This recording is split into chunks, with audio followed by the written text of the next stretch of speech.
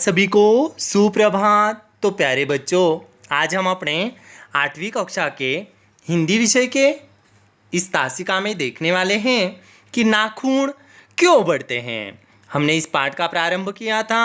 इसमें हमने देखा था कि एक दिन ऐसे ही लेखक जो है उनकी छोटी सी बच्ची उन्हें चक्कर में डाल देने वाला प्रश्न पूछ बैठती हैं। चक्कर में डालने वाला प्रश्न यानी विचारों को चालना देने वाला, विचारों को प्रेरित कराने वाला ऐसा प्रश्न वो छोटी सी बच्ची उन्हें पूछती है कि पिताजी आखिर नाखून क्यों काटते हैं। इस चित्र में देखिएगा ज़रा गौर से। यहाँ पर नेल कटर की सहायता से नाखून कटते हुए नजर आ रहे हैं। देखिएगा ज़रा गौर से। हमारी परंपरा महिमामयी और संस्कार उज्जवल है, क्योंकि अपने आप पर अपने आप द्वारा लगाया हुआ बंधन हमारी संस्कृति की बहुत बड़ी विशेषता है। यानी बच्चों, कहा जाता है अपनी भारतीय संस्कृति महान संस्कृति है। ऐसे अपने भारतीय संस्कृति का महिमा बताने वाली प्रस्तुत पंक्ति है, संस्कृति का महत्व गाने वाली ये पंक्ति हैं। इतना ही नहीं, मनुष्य पशु से किस बात से भिन्न है, तो देखिए उसमें संयम है। मनुष्य और पशु में भिन्नता है, मनुष्य और पशु में बहुत अंतर होता है, भिन्न भिन्न होते हैं। तो मनुष्य में संयम है, दूसरे के सुख दुख के प्रति संवेदना है, श्रद्धा है, तप है, त्याग है। इसीलिए मनुष्य झगड़े टंटे को अपना आदर्श नहीं मानता। गुस्से में आकर चढ़ दौड़ने वाले अविवेक को बुरा समझता है। वचन, मन एवं शरीर से किए गए असत्याचरण को गलत मानता है।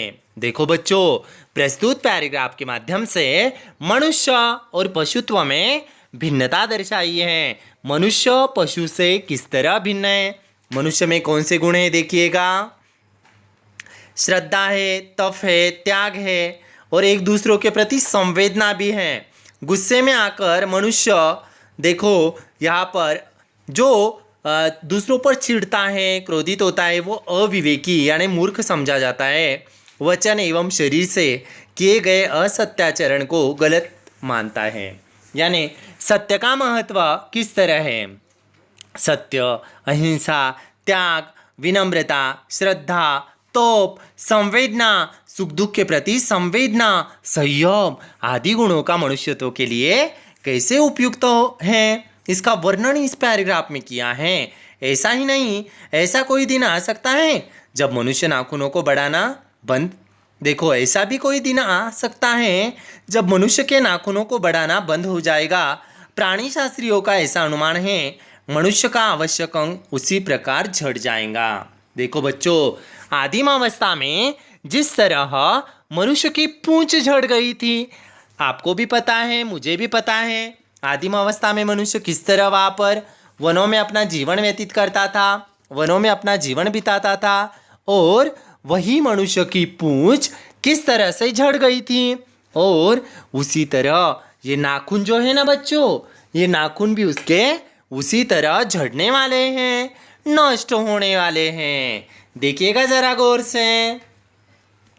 जिस प्रकार उसकी पूंछ झड़ गई, उस दिन मनुष्य की पशुता भी लुप्त हो गई। लुप्त होना, गायब होना, नष्ट होना। शायद उस दिन वह मरणास्त्रों का प्रयोग भी बंद कर देगा। मरणास्त्र, अस्त्र यानी अनेक हथियार, शस्त्र होते हैं मरण के लिए जो घातक साबित होते हैं, मृत्यु के लिए, ऐसे घातक हथियारों को मरणास्त्र कहा गया है। नाखून का बढ़ना मनुष्य के भीतर की पशुता की निशानी है, और उसे नहीं बढ़ने देना मनुष्य की अपनी इच्छा है, अपना आदर्श है। मनुष्य में जो घृणा है, जो अनायास बिना सिखाए आ जाती है, वह पशुत्व का द्वैतक है। द्वैतक यानी प्रतीक उसे माना गया है। अपने को संयत रखना, दूसरे के मनोभाव का आदर करना मनुष्य का स्वधर्म है। अपने को संयत रखना, साथ ही साथ दूसरे के जो मनोभाव यानी विचारों को आदर करना है। कुछ लोग ऐसे होते हैं समाज में, औरों के विचारों का स्वागत करते हैं, सहृदय से वे स्वीकारते हैं, और कुछ लोग होते हैं ना, वे बस प्रतिकार करना जानते हैं, नफरत करना जानते हैं, घृणा करना जानते हैं। बच्चे यह जाने तो अच्छा होगा, अभ्यास और तप से प्राप्त वस्तुएं मनुष्य की महिमा को सूचित करती हैं। बच्चों, आपको सदैव याद रखना है कि अभ्यास और तप से प्राप्त वस्तुएं मनुष्य की महिमा, महिमा यानी गौरव, महिमा यानी गौरव, द्योतक यानी प्रतीक, लुप्त यानी गायब और मरणास्त्र, मरणास्त्र यानी घातक ऐसे हथियार। मनुष्य की चरितार्थता प्रेम में है, मैत्री में है, त्याग में है। प्रश्न आपको ऐसे भी पूछा जा सकता है, मनुष्य और पशुत्व की भिन्नता बताइए।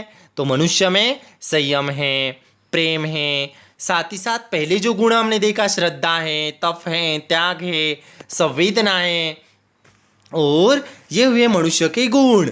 अब मनुष्य और पशुत्व में कुछ भिन्नता है। इतना ही नहीं, देखिएगा जरा गौर से, आखिरकार क्या कहा है।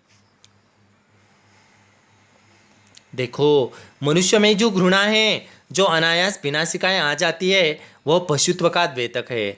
अपने को संयत रखना, दूसरे के मनोभाव का आदर करना मनुष्य का स्वधर्म है।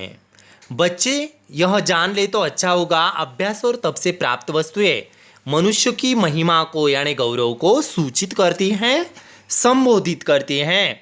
मनुष्य की चरितार्था, चरितार्था यानी सार्थकता, चरितार्था यानी सार्थकता इसी में है, प्रेम में, मैत्री में, त्याग में, अपने आप को सबके मंगल यानी कल्याण के लिए निशेष भाव से देने में है। नाखूनों का बढ़ना मनुष्य की उस अंध सहजात वृत्ति का परिणाम है जो उसके जीवन में सफलता ले आना चाहती है। उसको काट देना उसका स्वनिर्धारित स्वनिर्धारित स्वयं आत्मबंधन का फल है।